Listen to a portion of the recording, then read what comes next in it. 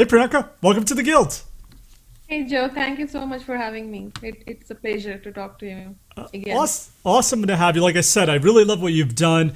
Based on a previous conversation, I was blown away by it. So really excited to dive into what you've been doing and get some questions from the Guild to maybe dive in a little bit more. So the floor is yours. Anything you want to add before we get into it? No, I guess I just want to add that I'm going to go over two of my presentation that I usually do. So it's not very formal way of me presenting, but I want to give out the recipe that what makes GoodRx automation engineering successful. So that way a lot of people can get benefit out of it. So let's Awesome. get started. Let's do it. I'm not able to share my screen. Oh, sorry. Let me. Darn it. I had a reboot. Um, how about now? Yeah, yeah, I'm able to. Awesome. Awesome. So, a little bit background, like I usually love to talk about quality engineering. It's my passion. Doing this for last almost 14 years, started my career back in 2006. You will also find me talking a lot about the automation engineering because like in GoodRx and Heal, like we have done something amazing with my team. So often you will find me talk about that. AI ML tool is my recent passion, so I extensively talk about visual validation and how it helped GoodRx to get to a point where they wanted to be. And then recently started talking about some technology leaderships as well. Um, Let me actually play. I'm not playing it. Yeah. Uh, So what I exactly do, what quality engineering practices look like in startup. So it looks like a game of mole where the QA finds a bug, try to report it, more bugs gets reported for the fix of that one bug. We hire more QA engineer and it's like a continuous game of mole. What I specialize in, I come in and try to make it like a game of operation where if a developer try to push something to production and he touches the wrong chord, the system blows up the red bulb and says it's not ready to go live, and check your automation tests, check your pipelines and fix it before you go to production. And this was given by our CTO, so I relate to it so much that I always use it in my talks. So again, like when it's time to work in a startup and give that assurance to the development team that they can use our tools and feel confident to go live in production, I think one thing we always should remember is where the industry standard is, right? Because it doesn't make sense you like everybody talks about writing automation, but if it is just like scripts, if it is fragile, if it does not give like if it is does not detect the regressed bug, right, like then there is no point. Or if it is flaky, like which is the maximum complaint in our industry, right, like oh it breaks all the time and then I have to now look for the test, I have to like fix it and it's a pain, like and let me just push it and break it in production and then if something bad happens fix it, right? So I guess whenever I start in any company I try to baseline it like where exactly we want to go. This was presented by one of the papers from who is this company? The one of the cloud running company, right? Sauce Lab. So they did a survey with like pretty big companies like Visa and Mastercard, their biggest customers, and they came up with this four category like platform coverage, quality, runtime, and concurrency. So like if your product covers more than five, you should at least have top five platform covered in your automation. Quality like should be reaching for 90% pass rate. Runtime should be less than 2 minutes. Average test like it should be very isolated and modular, right? And concurrency, which is like 75% utilization during peak time. So that's what we try to achieve in GoodRx, and we were able to do that. And like I'm gonna give you some recipes like how did were we able to do that, right? These numbers are pretty grueling. So to before I give out the recipes, I just want to show some data from our actual browser stack dashboard, dashboard, that in first 1 year we ran 2.6 million tests, which is a very big number for, and we were only 5 people team. So I was leading, and then there was 2 SDates and 2 QA engineers in our team, and we were supporting more than 40 to 60 developers that time. But this whole automation was running only for GoodRx.com in web and mobile web, and also GoodRx apps, which is in iOS and Android. GoodRx has a lot of other product as well, but later on, in mid 2019 onwards, we added more and more coverage. But like proving to the company that okay, we have a very stable automation framework was one of the key goal as a QE organization in our first year. So again, like the automated test metrics, if you see through the framework, we have achieved some really great numbers. Our error rate is 0.14%. Fail rate is only 1.18%. And even in that 1.18%, most of the failures are actual regressed bugs. They are not flaky tests.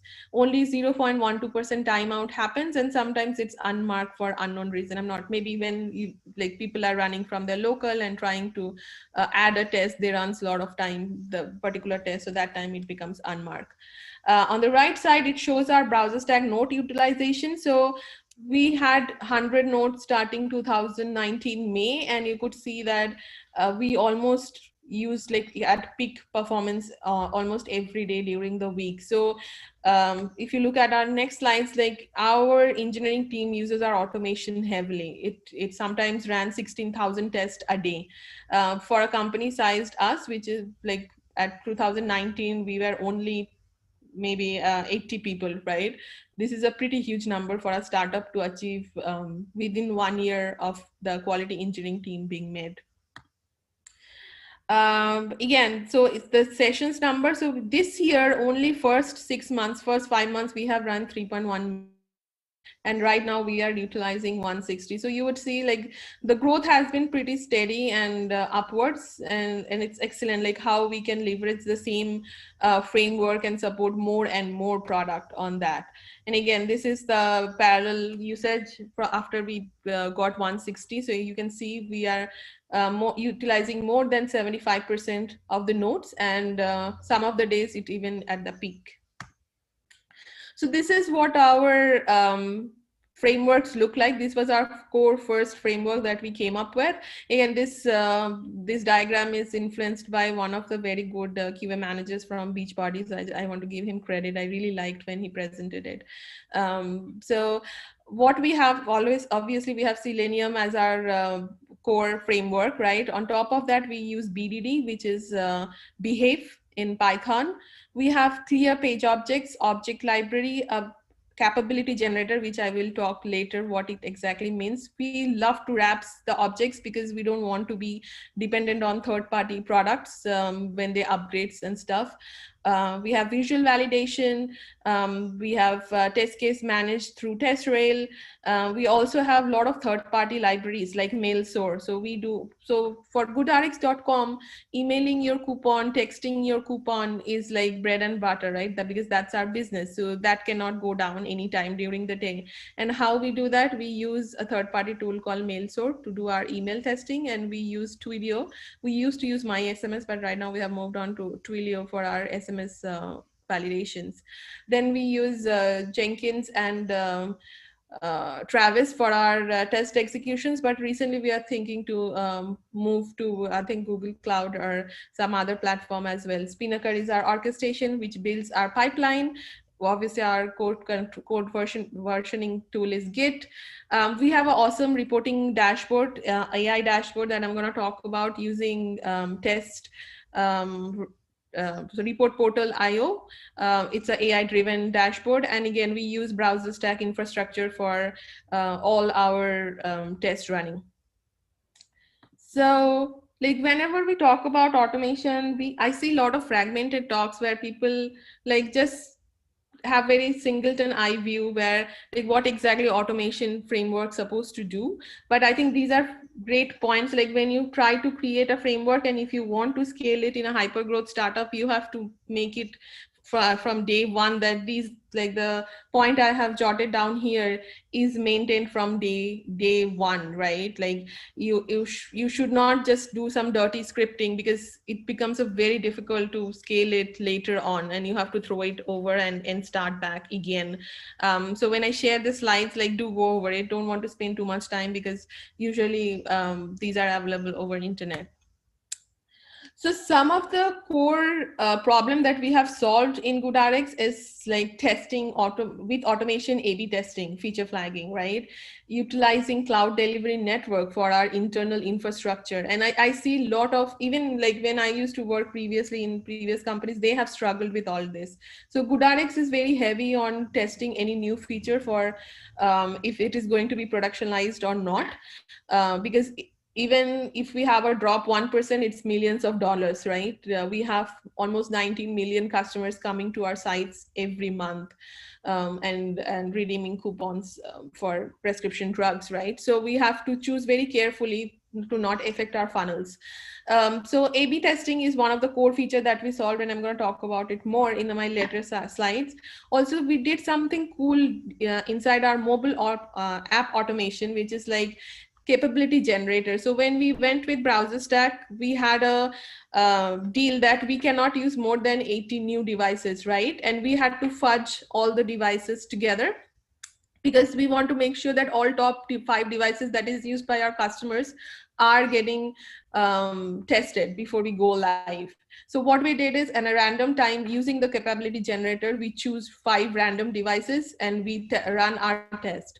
So that brings out our problem, that what happens if a test fail on, suppose, device X, right? Next time again you will randomly choose device Y, then it is not like exactly matching. Like, we have 3 retries. Like, how do you know that the retries passes? So we make sure, using this capability generator, that if we have chosen device X and it failed, and we are retrying it 3 times, we are retrying it on the same machine, same device. So that was like very cool recipe for us to have a solid mobile app automation.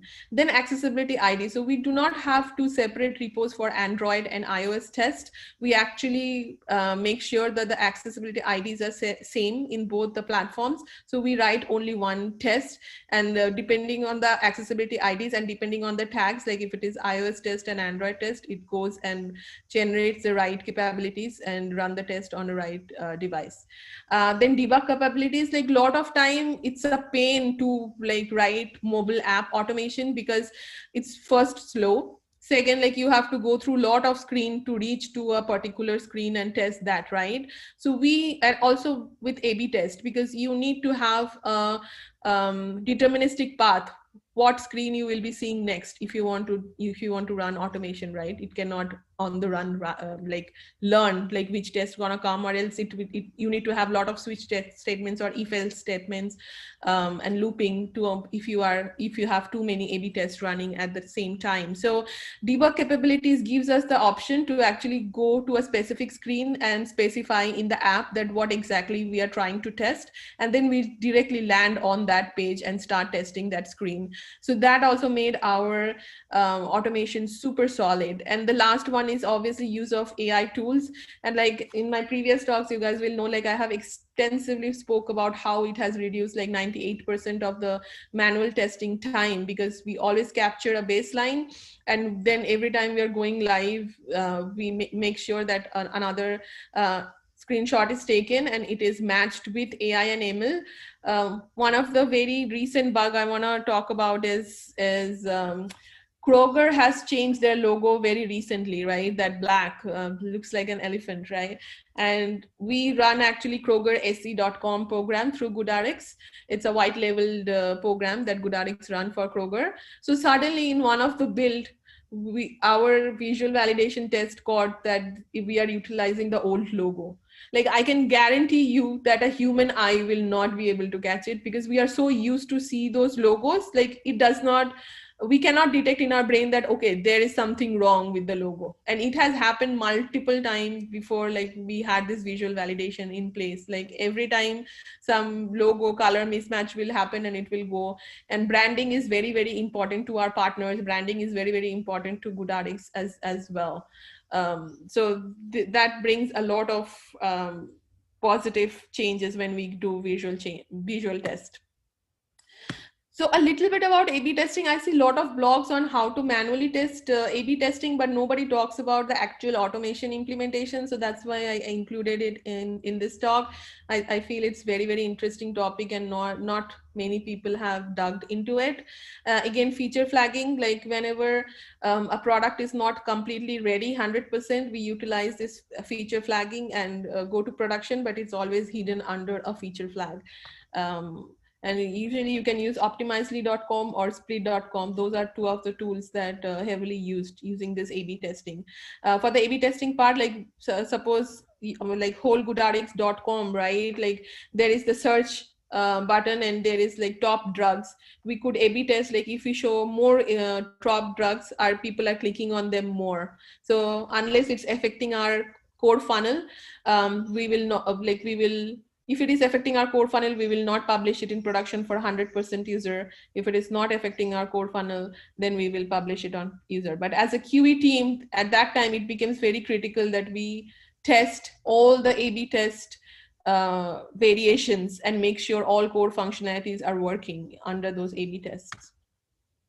So what are the challenges when it comes to A/B test automations? Like dynamic routing, like you have to have a deterministic way of testing it. It can pollute your code. So if you start adding A/B testing test inside your core framework, like you have to remember, okay, it did not get productionized, so you have to take it down. You have to delete code, so that makes it bigger to get more bugs in our test and make it flaky, right? Slows down the test if you have too many A/B test paths to test. And also it like we have to make sure that it has to be code fault tolerant. So suppose feature flag went to production which was off, suddenly somebody made it on, we make sure that our tests are written in such a way that it does not fail or become flaky in that cases. So this is actually a real example of how we do the A/B test. If you see on the top left side, we use tags heavily. So these tags then get converted into a cookie, and that we send it to our CDN network, and we interpret where exactly the website has to land. So if you see, there's AB desktop homepage subtitle is equal to homepage subtitle variant. So this is one of the variant we are testing for this particular test. Again, written in Gherkin, super simple to understand what this test is doing. We utilize it very heavily. Everybody loves in our company. One more thing we did is we actually write all the A/B tests inside a A/B test folder. So we know exactly where all the A/B test resides. That way we don't have to depend on our memory that, okay, I wrote a A/B test inside one particular feature and now it's no longer valid and I have to go and delete it, right? And lastly, we utilize the cookies, which I told that this tag gets uh, made into a cookie and then it goes to our CDN pipeline, CDN, and it gets interpreted where we are landing, right? So this is a little bit more extensive way of telling it, but I want to move on to the local testing part. So what exactly this is? So either you could use a local testing given by your cloud provider, which makes it very slow because now you have a secure tunnel between your proxy and the provider. But there are other clever way to overcome when you have internal websites which is not accessible by outside world. One of the ways is CDN, and CDN can be used for various purpose, for DDoS, bot traffic, load balancing, right? But what we do is look at this image. This would, so suppose this is your browser. If you're passing a cookie in your header and telling the proxy that, hey, I am a test, let me go, this is our CDN, so then it will reroute it to the actual user and it will not stop. But if you don't have that cookie in your header, it knows that, okay, this is a DDoS or it's a fishy request and we will not let it go. So it has a lot of benefits. Like it helps us. Okay, what happened? 1 minute. Yeah, so it helps us solve the geolocation settings. Like Browser Stack has its data center all over the world, and GoodRx only works in US. So this is one of the way we overcome that problem, and we fake it that our tests are always getting generated from a US IP, again through this cookie, and telling our CDN that okay, this is a test, and now reroute it to a US IP address. So sometimes the lower environment are like mixed bag of different environments, like staging sometimes can point to production for some of the sub modules, like blog or content, right? In that case, we come up, like we face core issues, CORS issues, like, right? So again, CDN is the way to go to make sure that we overcome this, because again, through cookie you can tell, hey, this is a test, please point to staging, not production, and that solves this problem as well.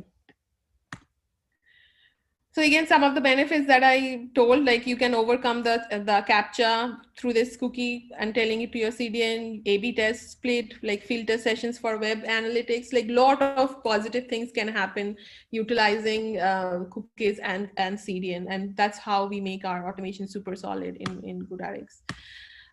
Again, this is some of the recipes that made our mobile automation super solid. Again, 1 minute, I can't see it properly. Yeah, so we have CI tries binary upload every time a developer making a bundle, it gets directly uploaded in our browser stack. Account debug capabilities already spoke about, device fuzzing already spoke about, like randomly we generate, we have great coverage on that. Accessibility ID parity, I spoke about before. Now let's talk about the most interesting parts, the AI tools, right? So GoodRx has been very successful utilizing some of the AI tools, and which made our test very solid. It gives way more coverage than a functional test can give, or a unit test can give. So what is exactly we are utilizing? We utilize Applitools and Chromatic as well. So Chromatic for our component level visual validation, and Applitools as the overall visual validation tools. But Applitools is one of the one which has machine learning. So what it does is it takes a baseline photo, keeps it, then every time we take another image and we compare it, it actually learns. So it keeps that data, which images we have given thumbs up and said, hey, this is not a bug, and which kind of images we have said, no, this is a bug. And more you run and take those images, it actually able to detect and give you better quality results when it comes to visual validation. It also gives you a lot of positive side, that goodrx.com is very dynamic. We have pricing on our site, so it changes every hour, every day, right? So Applitools gives us an option to make use of one of their feature, which says like ignore a region. So we could ignore the dynamic regions and say, hey, don't look at the price itself, but look at if the look and feel of the page or screen is looking right. So again, an excellent option to replace like the normal manual QA and the human eye validation, right? So the second tool we are using is AI-driven reporting, the Datadog dashboard.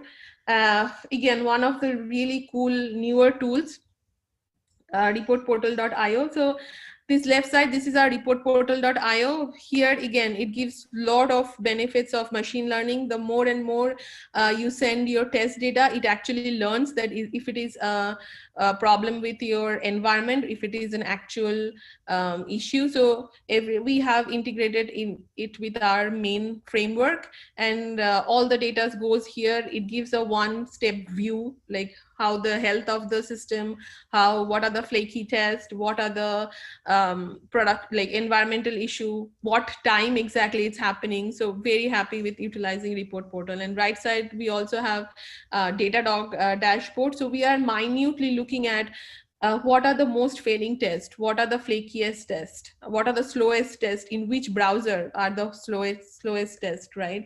So this dashboards gives us the confidence that yes, our tests are super solid, and what should be our top priority when it comes to maintaining our automation framework. Again, like some of the benefits of using this ML tool is like less of repetition. The system learns itself, so you don't have to go and do the initial debug. Like, is it a production bug, or is it an environmental bug, right? Component level testing gives you a lot of flexibility that, okay, my component is at least solid, and then we do the whole screen level testing, improves quality immensely and gives a speed which is like more than 80%. And some of the other techniques we use is tagging. So we have different kind of tag, like enabling visual test and enabling an A/B test, enabling parallel thread, enabling skip thread. Uh, that like utilizing this tagging, like utility, project, and priority tagging, it makes us very successful to run a very large scale enterprise level automation and like disable, enable different kind of test rapidly. Lazy loading of elements. So one of the coolest thing that one of our SDET has developed is we don't initialize elements on the go. What we do is we load it initially, and then as needed we call the object and we utilize it. That way our tests are like runs within 40 to 60 seconds, most of our UI tests.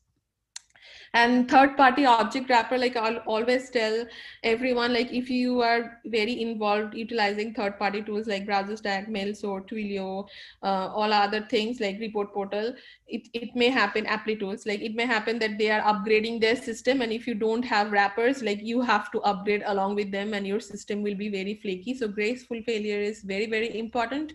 If you wrap your third party objects, it gonna give you a lot of tenacity that in your own time you will be able to upgrade, and your test framework won't be flaky or hard to maintain.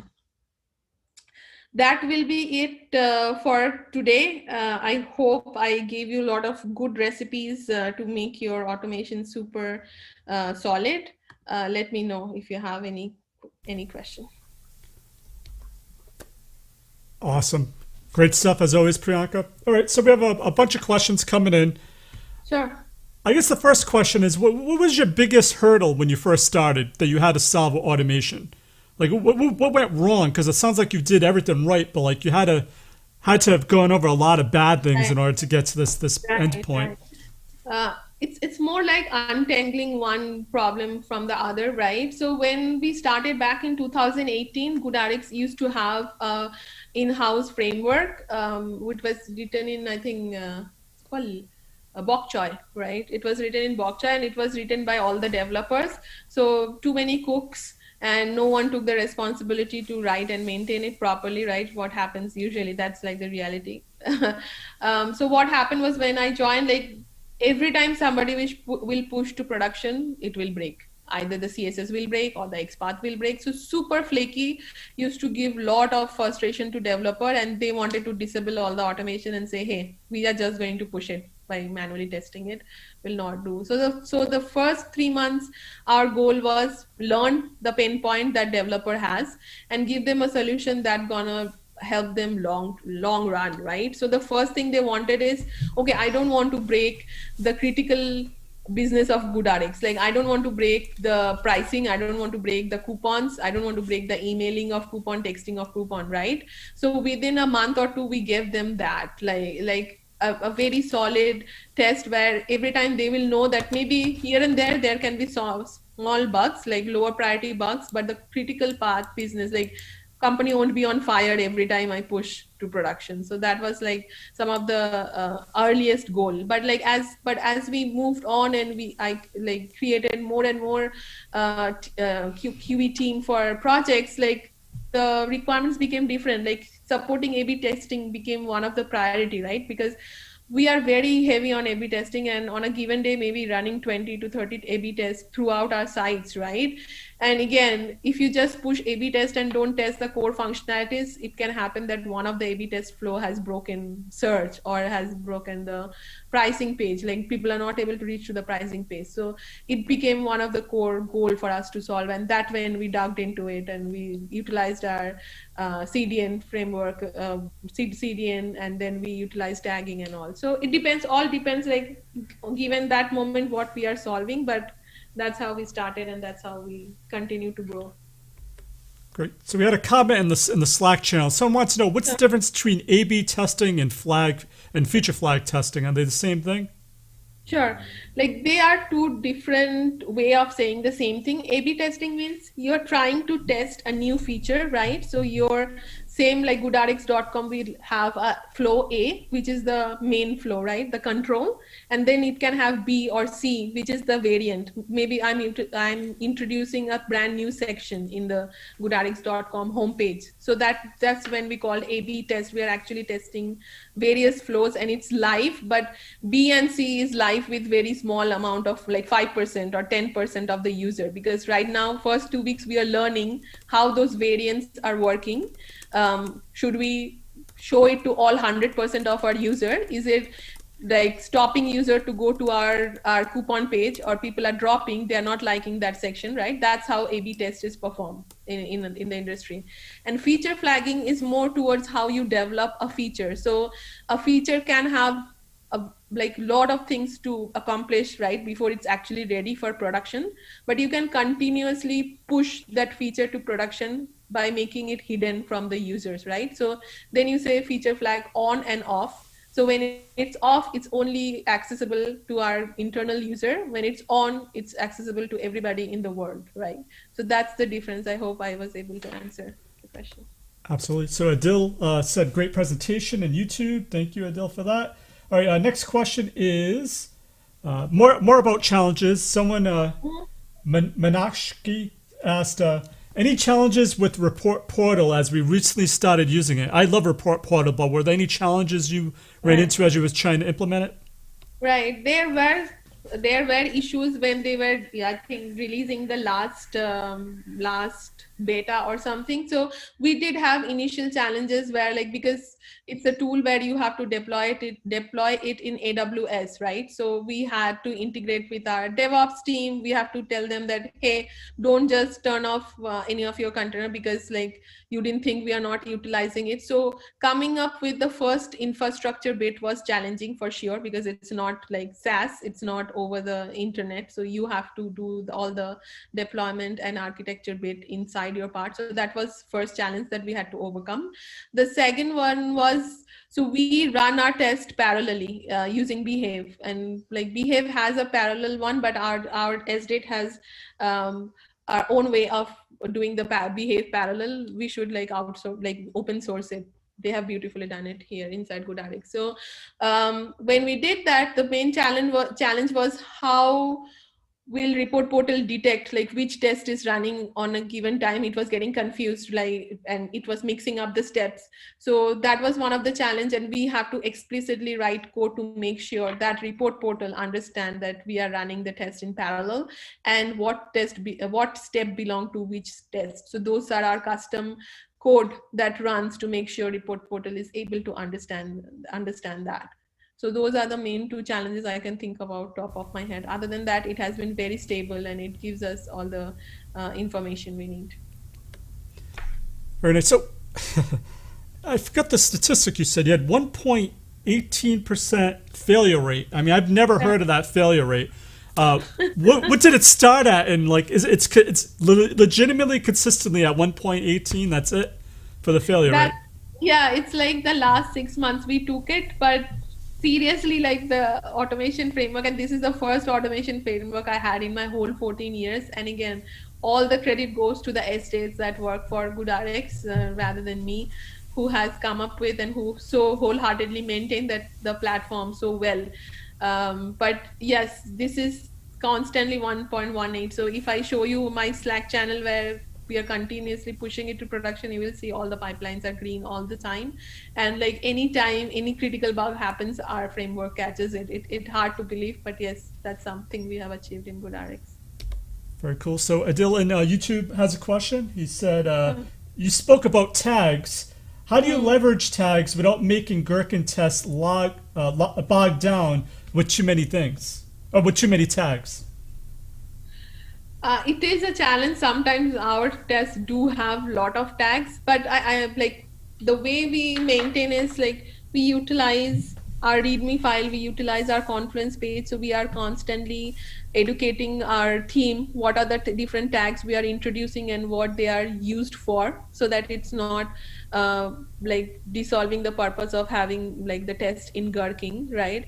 At the same time, like as I showed you, like it gives us a lot of flexibility because we have separated the tags in three different categories, like project, utility, and product related tags, right? So the utility tags are super helpful. Just think of a scenario like one day maybe AWS is having a problem and Applitools is having a problem and visual tests are not running.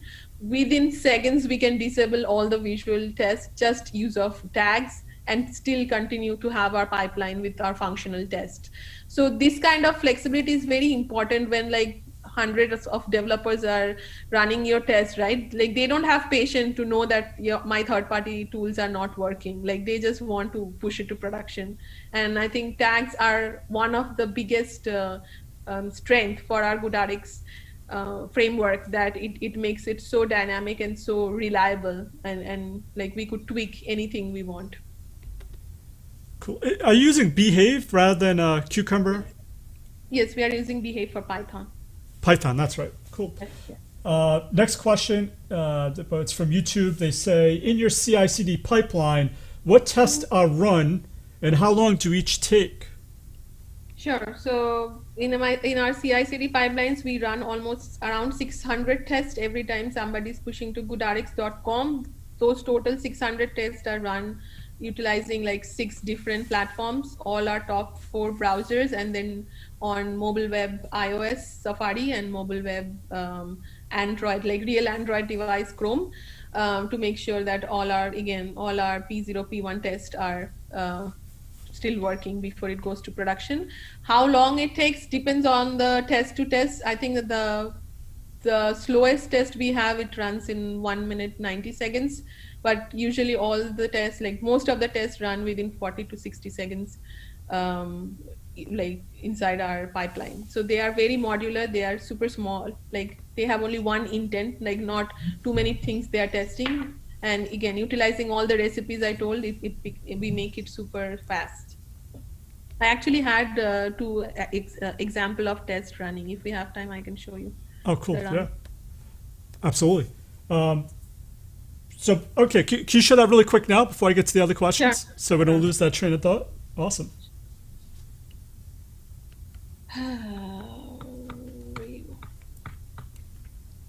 This is one of our tests.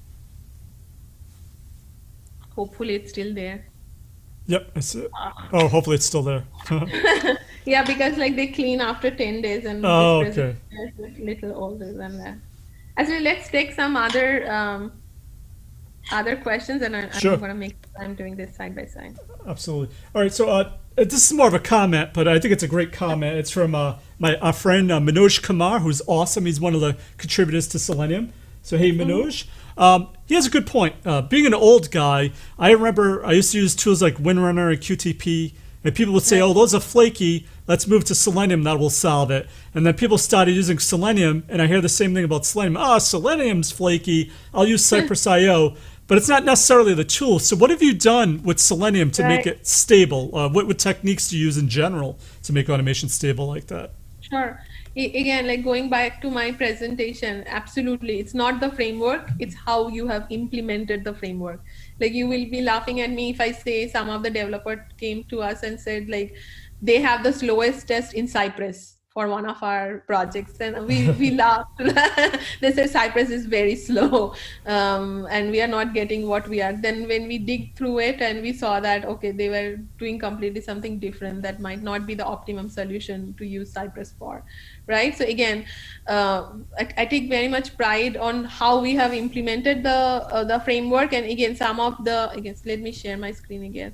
So some of the recipes that makes it like very not fragile to say is these things. Like from the day one, like our lead automation lead estate came up with this kind of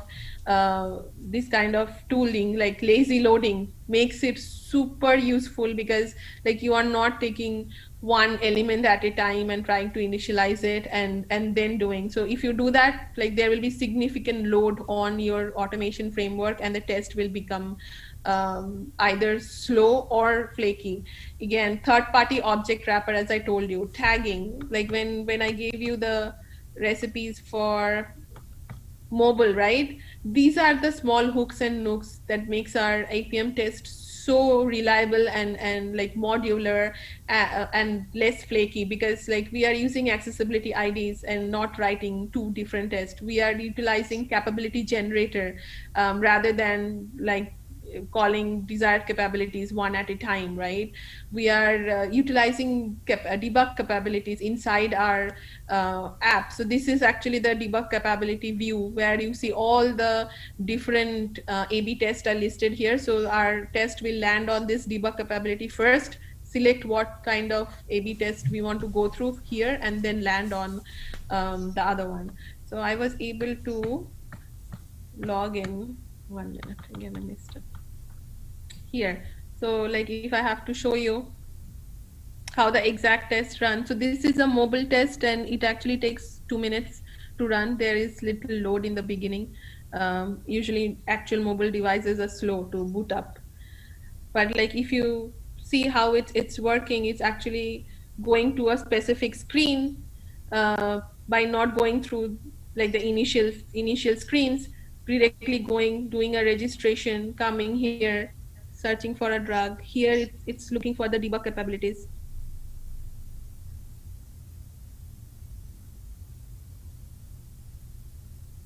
Don't want to show you how to enable it.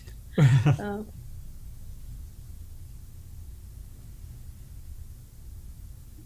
I will say yeah, it's registering, going in the settings.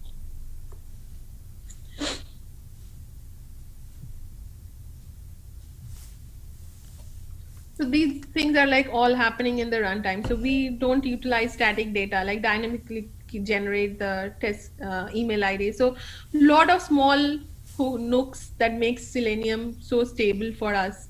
Like right now we are writing a JS framework utilizing WebDriver IO, and that's also in Selenium because we found it so stable rather than all other framework which is in the market. So again, like these are the small things which makes our test very solid. 1 minute, I have one more example. I had for A/B test. Oops, can't find it. Never mind.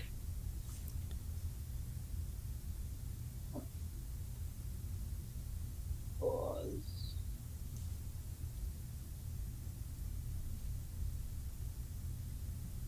Are you still there? Yes. Sure. Yep. Okay. Yeah. All right, cool. I guess go back to your camera. Sure. Yeah. 1 minute. I was trying to stop the sharing. Cool. So Manoj says hi, and I guess he knows Vignesh. Vignesh on your team. Yes. So tell Vignesh hello.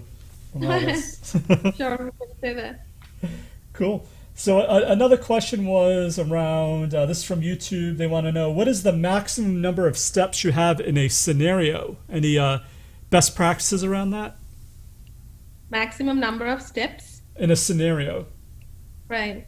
I don't think we actually look very closely towards it, but again, one test should test one thing. We try to not test too many things inside one test, so it's very modular. Like if you saw my example for the A/B testing, like it was just looking for suggested drug section. So if some like newly fresh automation engineers start writing tests like the way they will do manual testing, we make sure we educate them that intent should be 1:1 for one test. So like I will not test price page, home page, coupon page in one test. Like either I'm testing home page or I'm testing price page or I'm testing coupon page. So the failure, when it fails, I know exactly what fails the test and it's not mixed up. And you're able to do that using cookies, so you can bypass the login and just go directly to the screen? Yes. We usually don't bypass login as such with cookies, but we utilize it to tell that this is our test and let the browser stack test come through. We also tell them that fake US IP address, because some browser stack centers are sometimes in Ireland, sometimes in India. we had issues in the past, like it will fail if it gets generated from those centers, like data centers. So we using our cookies, we tell them that, hey, though it is coming from browser stack, maybe Ireland, but now like give us the proxy of US IPs so that we can test our features. Nice. So Priyanka SR wants to know, can you please talk a little bit more about AI-driven test selectors or selection? Oh, AI driven. Haven't dealt with that yet. I know Jason Arbon is one of the pioneer of that, and he is doing it. And I read all his blogs, and it looks super helpful. Like what I know is that utilizing those kind of tool, like you don't have to specifically specify the expat. It actually learns. If you have a shopping cart button, utilizing his framework, it actually can go and understand that it's a shopping cart button, because his AI ML tool has that machine learning and the data inside their framework, that how a cart should look like. So any buttons, any cards, it's automatically detects and it learns by itself. But we haven't utilized it yet. Something to look for, definitely. Yeah. And actually, down below where you're watching this, just click on that button to try the community version of Testum. They have AI-based automation as well. All right, Priyanka, another question is, Rajat wants to know, what metrics do you use to measure effectiveness of your test automation? Right, so Datadog dashboard that I showed during my presentation. Let me share one more time. So we are very data driven, right? Like data is the best friend if you want to know how your system is performing. So right side, this is our Datadog dashboard, and this is what is telling us like how stable our tests are, which tests are failing most, what are the flakiest tests, what are the slowest tests. So we monitor this regularly, and we make sure that it is within our threshold. Again, I started this talk with the industry standard, right? All the test has to be less than 2 minutes. So if we see we are not able to achieve that through any test using this dashboard, we will go back and divide that test or modify that test to make sure it is actually following the industry standard. Awesome stuff. Okay, another question was, I think this is from Maneshi. They want to know, what tools do you use for parallel test runs? Or which tool did you use? Was it Browser Stack, I believe? Yeah, Browser Stack is the runner, but we use Behave Parallel to like generate the parallel tests. Yeah, but we use, like, we have, again, that 160 number I showed, that's the parallel thread available to us from Browser Stack. We bought that many nodes. So we can, in a given time, spawn 160 tests at a time. And that's why like our pipeline runs less than 2 to 3 minutes for 600 tests. I think around 4. And so obviously the language binding you're using then is Python rather than Python Behave Parallel, yes. Cool. And who writes your tests? Is it the developers, or is it a combination of both, or do you just give them the framework, and then how does that work? Very good question. So we are evolving.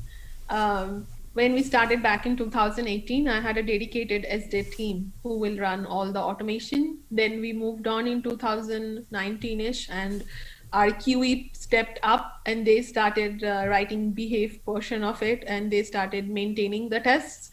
Now we are taking another leap where the developers gonna write the end-to-end test, the happy path. We are still in a very initial stage when we are introducing the frameworks they need to own happy path end-to-end tests. So that's why one of the biggest projects going under GoodRx is like writing JavaScript framework utilizing WebDriver IO, because our products are written in React and they are JavaScript developers. So they had their thought process that how I'm gonna write in Python and plus do my JavaScript development. So we again met as a team and understand their pain point, and we are giving them the tool that they need. But the end goal will be developers also owning along with QA the test. Great. Priyanka SR has another great question. A lot of people just run their tests everywhere all the time, new run, new build, just run everything. But I guess their question is, do you use any form of test impact analysis for a given change list define the impacted test to run only that suite of tests against that change that was checked into your main branch. I think we are also guilty of running all the tests all the time, and I see this is coming from like the QA engineers more, where they want to just run all the tests and make sure nothing is broken, so to get the ease of mind. We are still not there where we could say that what tests need to be run, but right now we want to trial AppSurify. Like they, again, another AI driven framework which actually tells you like which code was changed from your Git log, and they can actually select the test that we can run. The way we operate today is like all the core path tests are run cross device to make sure nothing is broken, not the optimum solutions, obviously. So as we mature more, we definitely want to utilize AppSurify kind of a tool, which will tell you exactly what tests need to be run depending on the changes coming. Yeah, the last thing I did before I was laid off my job was implement C-Lights to do just this, because C-Lights really can match what test to run for what code check-in. So I thought that was kind of cool. Oh, yeah. About that should look for. So AppSurify is another good option as well. Another question is, someone was asking about you. I think you mentioned testing email at MailStore. Mm-hmm. Like, Mm-hmm. what type of testing is this? Could you just explain it a little bit more? Yeah, quite a few kind of testing. So first one is authentication. We have email authentication using Auth0. So that tests are run using MailStore. So MailStore, you can think about a mail client. Like instead of utilizing Gmail, we use MailStore because they have an API. So you don't actually have to go inside an inbox and look for a particular email, right? You can directly call their API and you can make sure that the email is getting delivered. And you can also do visual checks how the email exactly looks like. That's why we use, like, we have been very successful with that. The second one is, again, emailing our coupon core business for GoodRx, like, has to work. So that test is also run by using MailStore. So if a customer will email a coupon, like it's actually reaching, it's getting delivered, and it's rendering properly. So Priyanka, someone else asked, how hard would it be for someone to implement that cookie approach you're using? Is that like a standard thing anyone could do, or is there any extra code type of infrastructure you need to put in? So there is obviously a code part has to happen inside your framework where you are like setting the cookie, you are sending it in the header, right? The second portion is working with your CDN engineers, which are like either your security engineers or your DevOps engineers who knows how to create rules inside a CDN. So it actually runs by rules. So when it sees a particular cookie, it matches with a rule that what that cookie means to it, right? So that setup of rule has to happen from the CDN portal, and the DevOps or the security engineer can help you with that. So there is a little bit of collaboration that needs to happen, and your company needs to understand like how to implement it. Cool. So I took a picture of your slide of all the tools you use in your framework, and you had a little one of BlazeMeter. I don't know if you talked a little bit about, are you responsible for performance testing as well? Do you use Torres? How does that work? Right. Right now we use BlazeMeter for synthesizing the API test in production. So it's running like every minute. To make sure that all the core APIs are working. So it's more about API monitoring and synthesizing synthetic test for production. Yeah. Awesome. Someone on YouTube just asked, do you run your nightly regression test, or is it every check-in? What's your cadence on running test? Yeah, good question. So we run our critical path test in our CI/CD pipelines every time anybody is pushing. Other than that, we have hourly run starting 4 p.m. onwards when all the releases are already happened. So every team owns their own P2 scenarios, and that get run every night. So that they own P2 test, like, which is regression test. So we run it overnight, but core paths also run as a synthetic monitoring every hour starting 4 o'clock to next morning, like 8 a.m. Again, we have pager duty enable. So if anything breaks, the QE or the team gets the notification what's going wrong. All right, so Priyanka, we have time for just one more question. Once again from YouTube, the handle's HGOHL 2010. But anyway, Where and when is manual exploratory testing done? So how much manual testing is involved? Does your team do exploratory testing? How does that work? Yeah, yeah. So obviously, manual testing is needed for any project. So when a project, either brand new or an ongoing project, right? When a new feature comes, even if you're writing automation test, you have to first run it to understand what kind of test you're writing, what are the expected results. So manual exploratory test will always be part of your whole testing life cycle, right? How we do it in GoodRx is today, when like we get involved from inceptions, we understand a new feature, we come up with test cases and we publish it to the developer so that they can run it by themselves before saying that this has been developed and done. I do have a release QA team that helps with that. If we need manual regression, suppose our automation infrastructure is not ready because of environmental issue or time crunch, right? So that time we have an offshore team we utilize, and we send them over the test run and they do it at night, and they send us back the results. So that have been very, very helpful as well. For mobile specifically, we also utilize a crowdsourced team called test.io, because finding crash is one of the biggest challenge, like with only like number of people, right? So in that case, what we do is we send the build to test.io, and some random 40 people come and bash our app and find bugs. And that's have been very successful as well, finding like craziest kind of crashes that can happen. Awesome stuff, Priyanka. Everyone says they're blown away by how well you've done here. So thank you so much for sharing your knowledge. Really appreciate it. Before we go, though, I need parting words of wisdom you want to leave the guild. Sure. I again, the way we started, like every framework has their own positive and negative side. So none of the frameworks are flaky or bad or wrong, right? It's how you and your team implement and how you utilize this recipes and nooks and hooks, small changes here and there to make it very solid.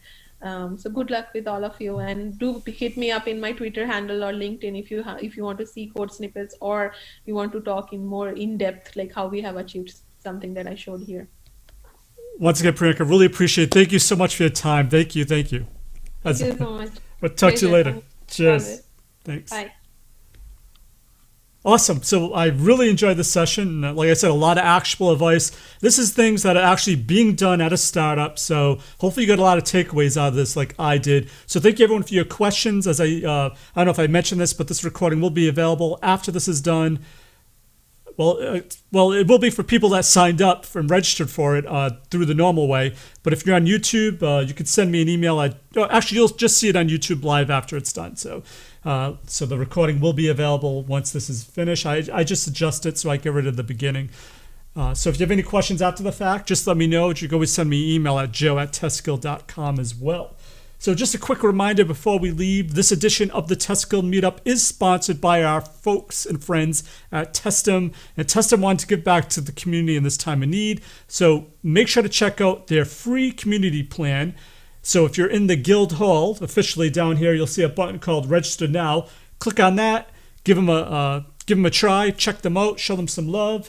If you're in YouTube, in the comments below, I actually put a link there as well. So if you click on that link, they also know that you're coming from the Test Guild, and it helps sponsor this show going forward. So I do this every Friday, and it really is a big help. So make sure to check them out. They have a free community plan, which now includes 1,000 free runs per month. The runs don't go away, but the offer might. So make sure to take advantage of it now by signing up below. So see you all next week. So next week's meetup, we're going to have another session by Sanjay Kumar, who was the original creator of Cropat, but he created a new tool. I think he recently left that company, but he has a new tool he's going to talk about to help you with your Selenium test. You don't want to miss that, so make sure to join us next week. I believe this is going to be, because he's on the Indian time zone, we'll be meeting at 10 a.m. Eastern for people that may want to join that solely. Like Manoj, I don't know what time it's there, but it's past midnight. So thank you, Manoj, for joining. Thank you, everyone, for your questions. Thank you, Rajesh. Thank you, Priyanka. Thank you, Rajet. Thank you, Manoj, for your questions. Thank you, Adil. Thank you, Tristan. Thank you, Lazy Coder. And thank you, Hitesh. for all your questions and all your awesomeness. Really appreciate you. And as always, see you next week. Test everything and keep the good. Cheers.